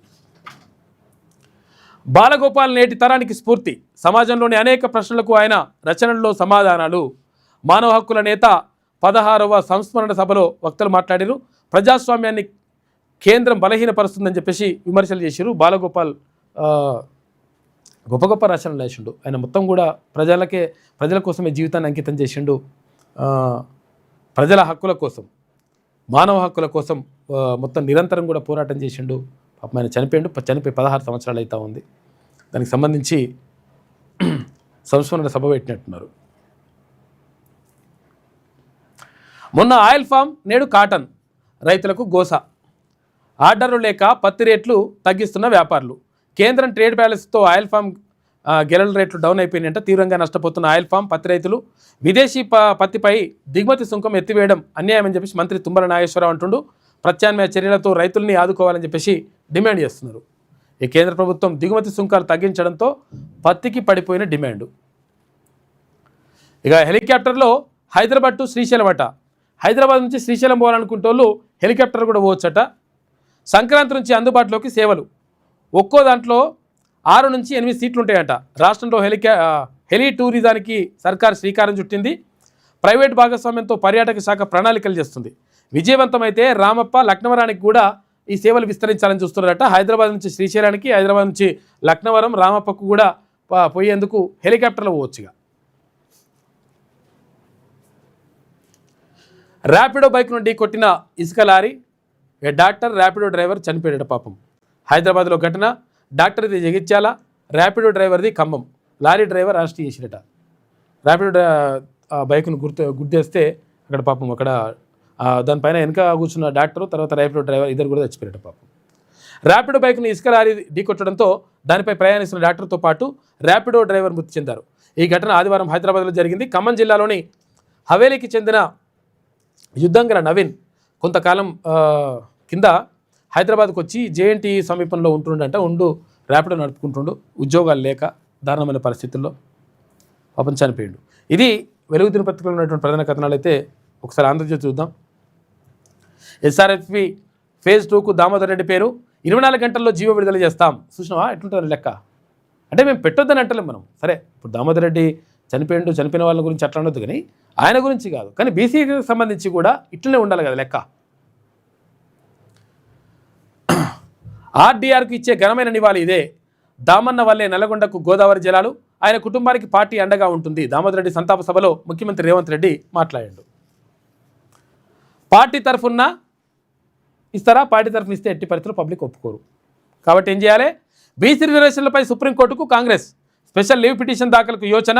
జీవో నెంబర్ 9పై హైకోర్టు స్టే విధించడం మీద ప్రభుత్వ పరంగా ఇవాళ పిటిషన్ దాఖలు చేస్తారు. ఇక ఇవాళ ఢిల్లీకి పీసీ చీఫ్ మహేష్ కుమార్ గౌడ్, అభిషేక్ సింఘ్వీతో భేటీ అయ్యే అవకాశం. ఏఐసీసీ చీఫ్ మల్లికార్జున ఖర్గే పరామర్శ అని చెప్పేసి ఒక వార్త కనిపిస్తూ ఉంది. మరి ఏం చేస్తారు, ఏం కథ అంటే సుప్రీంకోర్టుకు పోతే గ్యారంటీ లేని కథ. రిజర్వేషన్ల సాధనకు బీసీ జేఏసీ, రాష్ట్రంలో ఏకమైన బీసీ సంఘాలు. జేఏసీ చైర్మన్గా ఆర్ కృష్ణయ్య, వర్కింగ్ చైర్మన్గా జాతుల శ్రీనివాస్ గౌడ్ 18న బంద్కు, రాష్ట్ర బంద్కు పిలుపునిస్తూ ఉన్నారు. ఇక జూబ్లీహిల్స్ బీజేపీ అభ్యర్థిగా దీపక్ రెడ్డి, పార్టీ కేంద్ర ఎన్నికల కమిటీ భేటీలో నిర్ణయం. పార్టీ పార్లమెంటరీ బోర్డు ఆమోదముద్ర వేసినట్టుగా ఏక్షణమైన ప్రకటన వెలువడే అవకాశం ఉంది అని చెప్పేసి క్వశ్చన్ మార్క్తో వార్త రాసింది. మరి గ్యారంటీ లేదు క్వశ్చన్ మార్క్తో రాస్తే. ఒకే ఇంటి నెంబర్ 43 ఓట్లు ఉన్నాయట.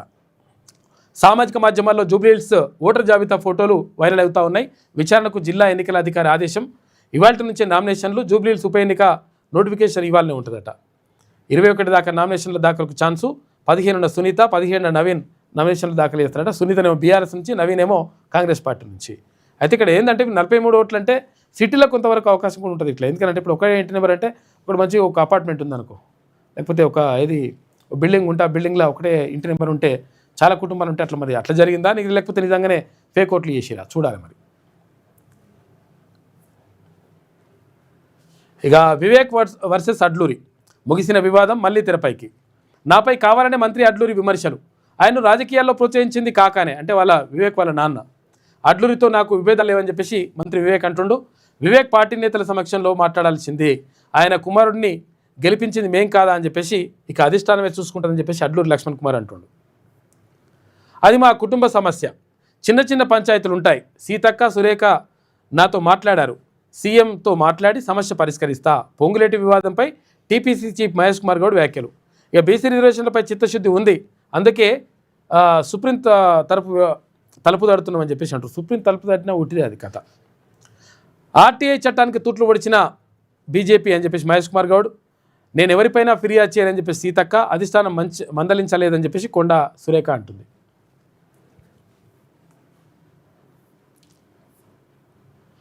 మోదీకి ట్రంప్ ఆహ్వానం అంట.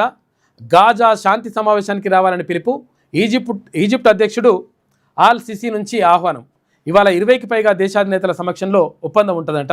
అయితే భారత్ తరఫున కేంద్ర మంత్రి కేవీ సింగ్ను పంపిస్తున్నారంటే ఇక్కడ ప్రధానమంత్రి నరేంద్ర మోడీని రమ్మంటే లేదు మా మంత్రిని పంపిస్తామని చెప్పేసి మంత్రి వెళ్తా ఉన్నాడు.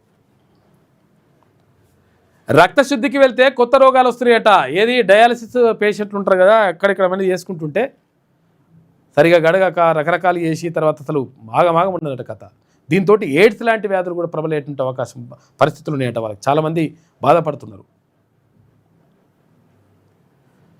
ఇక డెత్ బెల్స్గా డయాలసిస్ కేంద్రాలు. గత నెలలో మనుగూరులో ఓ రోగికి HIV వచ్చిందట. చూసుకోరిగా. ఇక హార్ట్ డిస్క్ ఇన్ఫెక్షన్ చేయని రక్తశుద్ధి కేంద్రాలు. 3 నెలలకోసారి జరగని వైరల్ మార్క్ టెస్టులు. ఇక కొన్ని చోట్ల 2 సార్లు డయాలైజర్ల వాడకం. షిఫ్ట్ల కోసం రోగుల నుంచి డబ్బులు వసూలు చేస్తున్నట.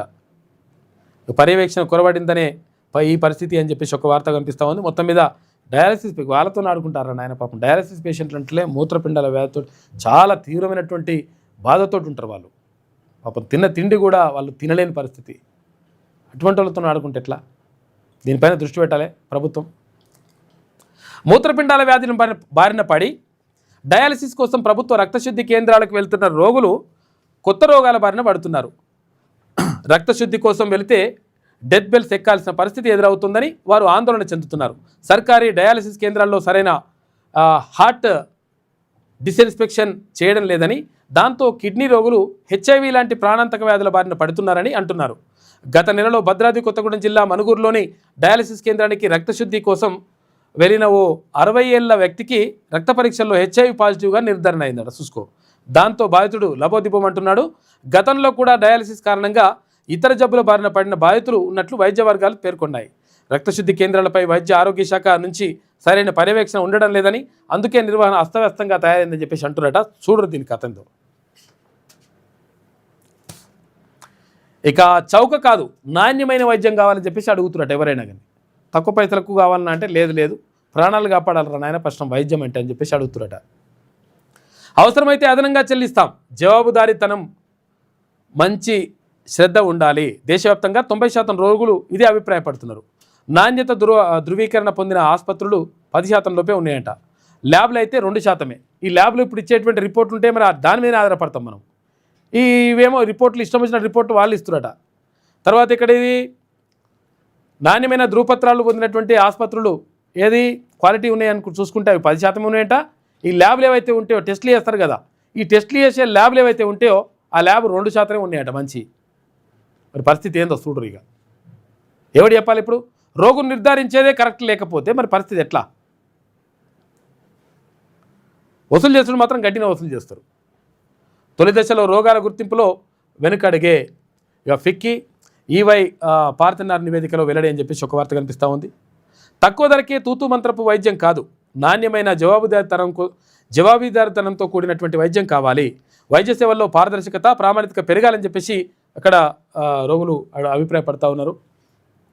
పాఠాలు ఆపి బడుల తనిఖీకి పంపిస్తున్నాడు ఎవరిని? టీచర్లని. రాష్ట్రంలో 1473 మంది టీచర్లతో కమిటీలు. వారు పాఠాలు చెప్పక్కర్లే, బడికెళ్ళి తనిఖీ చేయడమే. జిల్లా స్థాయిలో కలెక్టర్ల నేతృత్వంలో ఏర్పాటు. 24,000కు పైగా బడుల తనిఖీకి 299 కమిటీలు వేసిరట. ఉత్తర్వులు జారీ చేసిన పాఠశాల విద్యాశాఖ నిర్ణయంపై టీచర్ల సంఘాలు వ్యతిరేకిస్తూ ఉన్నాయి. టీచర్లని కొంతమంది ఉట్టినేగా తిరగమని పంపిస్తారు అనమాట. కొంతమంది ఏమో చెప్పాలి, ఈ తనిఖీ లేని వినికి లేని తనిఖీల పేరు లేని ప్రత్యేకంగా ఆఫీసర్లు చూసుకోవాలి అని చెప్పేసి టీచర్ సంఘాలు అంటున్నాయి. రాష్ట్రంలో ప్రభుత్వ పాఠశాలల తనిఖీకి ఉపాధ్యాయ కమిటీలు ఏర్పాటు కానున్నాయి. కనీసం 10 ఏళ్ళు అనుభవం కలిగిన ఉపాధ్యాయులను ఈ కమిటీలో నియమిస్తారు. వారికి ఇక బోధనా బాధ్యతలు ఉండవంట. ఇక రాష్ట్ర వ్యాప్తంగా 1473 ఉపాధ్యాయులు తనిఖీ అధికారులుగా మారనున్నారు. కమిటీ ఏర్పాటుకు పాఠశాల విద్యాశాఖ ఓకే చేసి పడేస్తుందట. ఇక పోలియో చుక్కలు వికటించి 3 నెలల చిన్నారి చనిపోయారు పాపం. సంగారెడ్డి జిల్లా కంక్టి మండలంలో ఘటన జరిగింది. పోలీసులకు ఫిర్యాదు చేసిన తల్లిదండ్రులు మృతదేహం పోస్టుమార్టానికి తరలింపు. 16.35 లక్షల పిల్లలకు పల్స్ పోలియో వేసిరట.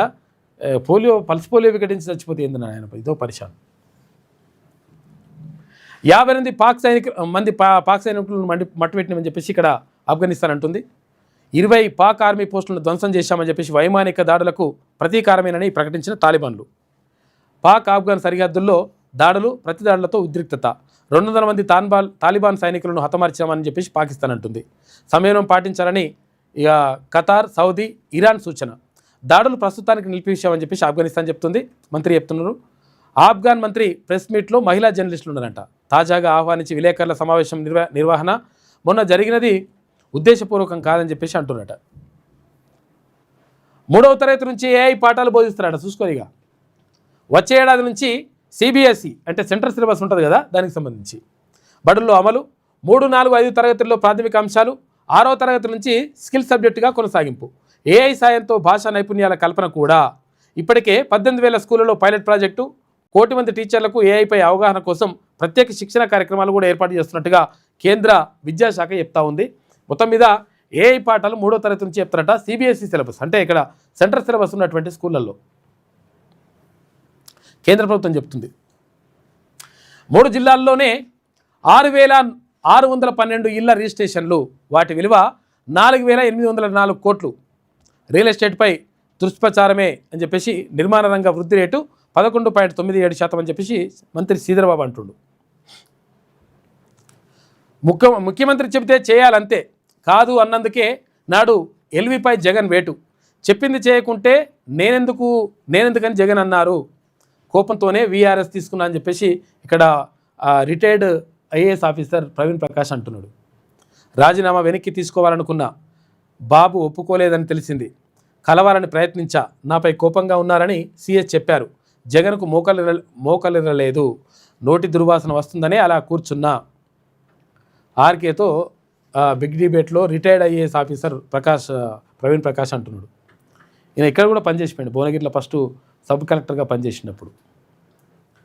ఇక బీజేపీ జేడీయూలకు చెరో 101 సీట్లంట.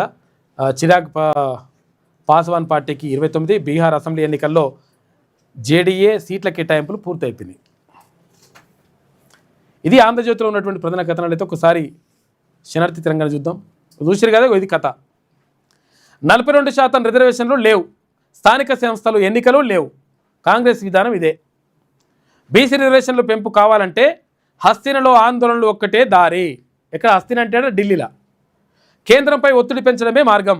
పాత రిజర్వేషన్లతోనైనా స్థానిక ఎన్నికలకు వెళ్లేందుకు కాంగ్రెస్ పార్టీ వెనకడుగు వేస్తుంది. మరి పాత రిజర్వేషన్లతో ఏమైనా వెళ్తుందా అంటే లేదు, పాత రిజర్వేషన్తో వెళ్తే అడుగు ఓట్లు పోతే ఓట్లు కూడా వేయరు అని చెప్పేసి పరిస్థితి ఉందంట. కాంగ్రెస్ పట్ల ప్రజల్లో తీవ్ర వ్యతిరేకత, గట్టి దెబ్బేసిన యూరియా ఎఫెక్టు, అమలు కాని ఎన్నికల హామీ. అందుకే లోకల్ ఎలక్షన్స్కు వెళ్ళలేక హైకోర్టు, సుప్రీంకోర్టు పేరుతో రేవంత్ తాత్సారం చేస్తారని చెప్పేసి ఒక ప్రత్యేక కథనం వేసింది శనార్థి తెలంగాణ దినపత్రిక. బీసీ రిజర్వేషన్లపై సుప్రీంకోర్టుకు రాష్ట్ర ప్రభుత్వం, హైకోర్టు స్టేపై సుప్రీంకోర్టులో స్పెషల్ లీవ్ పిటిషన్ దాఖలు చేయనున్న తెలంగాణ సర్కార్ సింఘ్వి, దవేలతో వాదనలు వినిపించాలని నిర్ణయం. ఇక ఢిల్లీకి మంత్రులు పొన్నం, వాకిటి శ్రీహరి అశాస్త్రీయంగా రిజర్వేషన్లు ఇవ్వలేదని వాదించాలనుకుంటున్న ప్రభుత్వం ఏం చేస్తారో. ఇక బీహార్లో పూర్తయిన ఎన్డీఏ సీట్ల షేరింగ్ అని చెప్పి ఇందాక చూసుకున్నాం కదా, మొత్తం 243 సీట్లు ఉంటే అలా 101 ఇక్కడ జేడీయూ తర్వాత బీజేపీ తీసుకున్నాయట. తాలిబాన్ల ప్రతీకారం, పాకిస్తాన్పై దాడి, 12 మంది సైనికుల మృతి. ఇక డ్యూరాన్ నియంత్రణ రేఖ వెంబడి ఇరు దేశాలు కాల్పుల ఉల్లంఘన, కునార్ తర్వాత హెల్మాండ్ పోస్టులు తాలిబాన్లు వశమైనాయట. మేమెంతో మాకంత వాట కావాల్సిందే, బీసీ వర్గాల హక్కుల సాధనే లక్ష్యం, జాతీయ స్థాయి బీసీ ఉద్యమానికి శ్రీకారం చుడతాం, సామూహిక ఉద్యమం సామాజిక చైతన్యమే లక్ష్యంగా పనిచేస్తాం, తెలంగాణ సలహా ఉద్యమాన్ని నిర్మిస్తాం, రెడ్డి జాగృతి నేతల వైఖరి దారుణం, బీసీ ఎంబీసీ కులాలు యాచించడం కాదు శాసించే స్థాయికి రావాలి, ఓరుగల్లు వేదికగా ఒకటైన బీసీ మేధావులు, విద్యార్థులు, కుల సంఘాలు సుందర్రాజ్ యాదవ్ అధ్యక్షతన రౌండ్ టేబుల్ సమావేశం నిర్వహించిన నిన్న ఇక్కడ వరంగల్లో పలు కీలక అంశాలపైన తీర్మానాలు చేసిండ్రు. జనాభాలో బీసీలమెంతో అంత వాటా దక్కాల్సిందేనని ఓబీసీ తర్వాత కూడా మాజీ చైర్మన్ ఎస్ సుందర్రాజ్ యాదవ్ అన్నారు. విద్య, ఉద్యోగ, స్థానిక సంస్థల్లో బీసీల జనాభా దామాష ప్రకారం కోటా ఇవ్వాల్సిందని డిమాండ్ చేశారు. హనుమకొండ రామ్నగర్ బీసీ భవన్లో ఓబీసీ తర్వాత కూడా మాజీ చైర్మన్ ఎస్ సుందర్రాజ్ యాదవ్ అధ్యక్షతన రౌండ్ టేబుల్ సమావేశం జరిగింది. ఈ రౌండ్ టేబుల్ సమావేశానికి బీసీ సామాజిక సంస్థలు, మేధావి, కుల సంఘాల నేతలు హాజరయ్యారు. రౌండ్ టేబుల్ సమావేశంలో పలు కీలక తీర్మానాలు చేశారు. తెలంగాణ సాధన కోసం సబ్బండ వర్గాలు ఉద్యమించినట్లే బీసీ రాజ్యాధికారం కోసం తెలంగాణలో మరో ఉద్యమం రావాల్సిన అవసరం ఉందని చెప్పేసి అక్కడ మాట్లాడినరు వక్తలు. పసివాడి ప్రాణం తీసిన పల్స్ పోలియో చుక్కలు వేయగానే బాలుడికి వాంతులు వచ్చినాయంటే 20 నిమిషాలకే బాలుడు మృతి. మరో 7 నెలల పాపకు విరేచనాలు. నారాయణఖేడ్ ఆసుపత్రికి తరలింపు. బాలుడి మృతిపై కుటుంబ సభ్యులు కంటతడి పెట్టుకున్నారు. పాపం నన్ను టార్గెట్ చేస్తుండ్రు, కులం ఆధారంగా కుట్రలు చేస్తుండ్రు, అడ్లును రెచ్చగొట్టి విమర్శలు చేయిస్తుండ్రు, లక్ష్మణ్ను ప్రోత్సహించింది మా నాన్న కాకానే. నిజామాబాద్ మాలల ఐక్య సదస్సులో మంత్రి వివేక్ వెంకటస్వామి ఆవేదన చెందుతున్నాడు. సోషల్ మీడియాలో కొంతమంది తనను టార్గెట్ చేశారని మంత్రి వివేక్ వెంకటస్వామి ఆవేదన వ్యక్తం చేశారు. మంత్రిగా తాను ఎంతో కష్టపడి పనిచేసినప్పటికీ కులం ఆధారంగా కుట్రలు, విమర్శలు చేస్తున్నారని బాధపడ్డారు. ఆదివారం నిజామాబాద్లో జరిగిన మాలల ఐక్య సదస్సులో ఈ మేరకు మంత్రి వ్యాఖ్యానించారు. ఈ సదస్సులో మంత్రి వివేక్ వెంకటస్వామి పాల్గొని నిన్న ప్రసంగించాడు. ఇక ఘర్షణలకు దిగమని చెప్పేసి అంటున్నారు. అవసరమైతే పోరాటానికి వెనుకాడం, చర్యలకు ప్రతిచర్య ఉంటుంది. ట్రంప్ ఏకపక్ష నిర్ణయాలు వాణిజ్య, ఆర్థిక, ద్వైపాక్షిక సంబంధాలను దెబ్బతీస్తాయని చెప్పేసి టారిఫ్ వారిపై చైనా కౌంటర్ రియాక్షన్ ఇచ్చింది. మేమేం భయపడం దానికని చెప్పేసి చైనోడు అంటున్నాడు. ఇక టీఆర్పీలోకి చేరికల జోరు, చాలామంది వేలాది మంది వచ్చి చేరుతా ఉన్నారు తెలంగాణ రాజ్యాధికార పార్టీలో. నిన్న కరీంనగర్ నుంచి భారీగా వచ్చి చేరిండ్రు. నిన్న పార్టీలోకి కరీంనగర్ యువత భారీ జైనింగ్లు, కండువాలు కప్పి టీఆర్పీలోకి ఆహ్వానించిన మల్లన్న అని చెప్పేసి ఒక వార్త కనిపిస్తూ ఉంది. ఇక ఠాగూర్ సినిమా సీన్ రిపీట్ అయిందట. గచ్చిబౌలి ఏఐజీ ఆసుపత్రి అరాచకం. చూసుకో, ఏఐజీ ఆసుపత్రి అంటే ఇట్లా ఇది కూడా చేస్తున్నాడు కథ. చచ్చిపోయిన వాళ్ళకు ట్రీట్మెంట్ చేస్తారు కదా ఠాగూర్ సినిమాలో, అటువంటి కథ నడిచిందట. 2 రోజుల క్రితం చనిపోయిన మృతదేహానికి 85 లక్షల బిల్లు వేసినట. చూసుకో, చచ్చిపోయిన శవానికి పీనియొక్క బిల్లు వేసినట. ఇల్లు అమ్ముకొని బిల్లు చెల్లించిన బాధితులు. ఇక లివర్ ట్రాన్స్ప్లాంట్ కోసం ఆసుపత్రిలో చేరిన వ్యక్తి మొదట 35 లక్షల ప్యాకేజీకి ఓకే చేసినట. ఆ తర్వాత 85 లక్షలు లాగి పేషెంట్ మృతి చెందినట్లు వెల్లడి. ఆసుపత్రి ఎదుట కుటుంబ సభ్యులు ఆందోళన చెందుతున్నారు. చూసినావా? చచ్చిపోయినాక 2 రోజుల దాకా కూడా ట్రీట్మెంట్ చేసుకున్నట్టుగా నాటకం ఆడి పైసలు వసూలు చేశాడు 85 లక్షలు. ఈ లంగ కథలు ఏజీ ఆసుపత్రులు అంట. చాలా హాస్పిటల్లో చేస్తారు ఈ లంగ కథలు. ఇవన్నీ కూడా బయటకు తీయాలి. బ్లీచింగ్ పౌడర్ నీళ్లు తాగి ఖైదీ ఆత్మహత్య అని చెప్పేసి ఒక వార్త కనిపిస్తూ ఉంది. మేమెంతో మాకంత వాటా కావాలని చెప్పేసి ఇక్కడ సుందర్రాజ్ యాదవ్. బీసీలకు 42% రిజర్వేషన్లపై ఎందుకంత లొల్లి అని చెప్పేసి ప్రత్యేక వ్యాసం రాసినట్టు గంటా సోమన్న. ఇక శ్రీరామ్ సాగర్ ప్రాజెక్టు ఫేజ్ 2కు మాజీ మంత్రి పేరు పెట్టిరట. బీసీ రిజర్వేషన్పై అఖిలపక్ష సమావేశం ఏర్పాటు చేయాలి, అన్ని పార్టీలను కలుపుకొని కేంద్రంపై ఒత్తిడి తేవాలి. సిపిఎం కేంద్ర కమిటీ సభ్యులు తమ్మినేని వీరభద్రం ఒక ప్రెస్ మీట్ పెట్టినట్టున్నారు. ఇక గుంబల మోహన్ రెడ్డికే నల్లగొండ డీసీసీ ఇవ్వాలని చెప్పేసి మళ్ళీ ఇదోటి వార్త కనిపిస్తూ ఉంది. ఇక నేటి మాట చూసుకుంటే నిజాలను నిగ్గు తేల్చుతుంది ఒక్కడే, అగ్రవర్ణాల పార్టీలకు ముచ్చమటలు పట్టిస్తుంది ఒక్కడే, బీసీలకు అన్యాయం జరుగుతుంటే గొంతు పెకిలించిన వ్యక్తి ఒక్కడే, ఆ మాటల్లో బెరుకు లేదు, ఆ చూపులో భయం లేదు. తెలంగాణ రాజ్యాధికార పార్టీ అధినేత తీన్మాన్ మల్లన ఆధ్వర్యంలో తాడోపేడో తేల్చుకునే లడాయి మొదలైంది. బీసీ రిజర్వేషన్లలో ఢిల్లీకి వినబడుతుంది. 140 ఏండ్ల చరిత్ర ఉన్న పార్టీ పునాదులు కదులుతున్నాయి. బీసీ ఉద్యమం దేశమంతటా చూస్తుంది. బడుగు బలహీన వర్గాల ప్రజలను ఓట్లు అడగాలంటే వెన్నులో వణుకు పుట్టాలి. అగ్ర కులాల రాజకీయ పార్టీలు ఎన్నికల్లో పోటీ చేయాలంటే సుచ్చుపడాలి. వాటా కోసం లొల్లి సురువైంది. ఆత్మగౌరవ పోరాటంగా మారిపోయింది. రాజ్యాధికారమే లక్ష్యంగా ముందుకు సాగుతుంది. ఇన్నాళ్లకు బీసీ ప్రజలకు కనువిప్పు కలిగించిన అగ్రవర్ణాల నాయకులకు ధన్యవాదాలు అని చెప్పేసి పెద్దపల్లి రాజన్న నేటి మాట రాసిండు. ఇది శనార్థి తెలంగాణలో ఉన్నటువంటి ప్రధాన కథనాలు. అయితే ఒకసారి ఈమె చూద్దాం ఏమంటుందో. ఆర్టీసీకి సర్కార్ బాకీ 1150 కోట్ల రూపాయలంట. మహాలక్ష్మికి నెలకు 10 కోట్ల రూపాయలు ఎగ్గొడుతున్న ప్రభుత్వం అని చెప్పేసి ఒకటి వేసింది. మంత్రులు మంటలు, క్యాబినెట్ సహచరుల కీచులాట అని చెప్పేసి ఒక వార్త. మాల జాతి నేతలనే నాపై కుట్ర అని చెప్పేసి వివేక అన్నట్టుగా ఒక వార్త రాసింది. నీ కొడుకును నేనే గెలిపించిన అని చెప్పేసి ఇక్కడ లక్ష్మణ్ అన్నట్టుగా ఒక వార్త.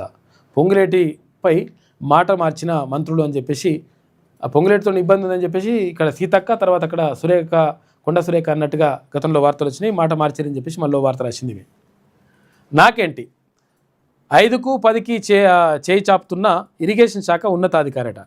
హోటల్ బిల్లు, కారు సర్వీసింగ్ ఛార్జీలు కూడా మందినెత్తిపైనే వేస్తున్నట. ఖరీదైన ఫోన్లు కొనివ్వాలని చెప్పేసి ఇంజనీర్లపై తీవ్ర ఒత్తిడి చేస్తుండట. ఇటీవల పదోన్నతులు, బదిలీల్లో భారీ అక్రమాలు. పెద్దసారి పిలిచి వార్నింగ్ ఇచ్చిన తీరుమారని ఐఏఎస్ ఆఫీసర్ అట. మరి ఎవరో ఆయన పేరు కూడా రాస్తే అయిపోతుండగా. టీచర్ కన్నా ప్లంబర్కే జీతం ఎక్కువ. ఎస్సీ గురుకుల సొసైటీలో విచిత్రం. డ్రైవర్ వేతనం 19,500, టీచర్ జీతం 18,200. అవుట్సోర్సింగ్ ఉద్యోగుల ఆవేదన అని చెప్పేసి. మరి ఏం బీకినరా, మీరు 10 ఏళ్ళు అధికారంలో ఉంటారు కదా, చేయొచ్చు కదా, పెంచేది ఉండే కదా. మరి మీరే 3 రోజులు వర్షాలు ఉంటాయట. నైరుతిలో ఆగమనం, తిరోగమనం. ఇక కాంగ్రెస్ ఓటు చోరీ అంట. ఒకే ఇంట్లో 43 ఓట్లు జూబ్లీ హిల్స్లో వెలుగులోకి అని చెప్పేసి. మరి అవి ఏం ఓట్లున్నాయి, ఏం కథను చూడాలి. ఎందుకంటే ఇప్పుడు అవి నిజంగా అక్రమ ఓట్లు చేసినరా లేకపోతే ఇది కూడా జరుగుతుంది ఓసారి. ఏంటంటే ఒకటి బిల్డింగ్ ఉంటే ఆ బిల్డింగ్లో చాలామంది ఉంటారు కదా, చాలా కుటుంబాలు ఉంటే అట్లా కూడా ఉంటాయి. మరి ఏదో మరి చూడాలి. కారు కావాలన్నా బుల్డోజర్ కావాలన్నా జూబ్లీ హిల్స్ ప్రజలు నిర్ణయించుకోవాలని చెప్పేసి కేటీ రామారావు. కేంద్ర మంత్రినైనా నేనేం చేయలేను, బీసీ కోటపై చేతులెత్తేసిన కిషన్ రెడ్డి. మహారాష్ట్రలో మా ప్రభుత్వమే ఉన్న రిజర్వేషన్లపై ఏం చేయలేకపోయినాం. 50% పరిమితి విధించింది కాంగ్రెస్సే. హైకోర్టులో వాదన వినిపించడంలో రేవంత్ సర్కార్ విఫలమైందని చెప్పేసి మేమైతే ఏం చేయమని చెప్తున్నాడు. ఇక బీసీ సంఘాల జేఏసీ ఏర్పాటు, చైర్మన్గా ఆర్ కృష్ణయ్య ఎంపిక, బీసీ బంద్ 18కి వాయిదా అని చెప్పేసి చిన్న వార్త ఇక్కడ మూలకింత తీసేసింది. ఆమె ఇష్టం ఉండదు మీకు. మళ్ళీ చెప్పుడు మేమత్రం వేరే ఉంటుంది లెక్క. మేము అట్లా చేసినాం ఇట్లా చేసినాం అని చెప్పినట్టుగా చేస్తుంటుంది అనమాట. కాబట్టి దీనిపైన ఉన్నది. ఇక మొత్తం మీద ఇక్కడ బీహార్ ఎన్నికలకు సంబంధించి మొత్తం కూడా అక్కడ కూడా సమాయత్తం అవుతూ ఉన్నాయి పార్టీలు.